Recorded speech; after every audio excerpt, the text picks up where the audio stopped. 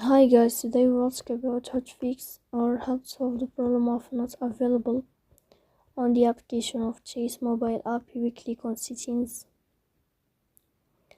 In this page we go to apps, default apps, app settings.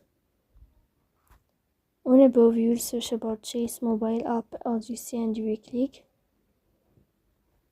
In this page of app info we click on first stop and we click OK. Here you will enter to the window of storage.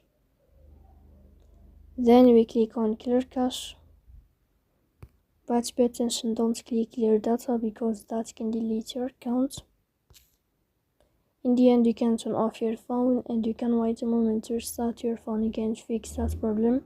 So please don't forget to support us by like and subscribe.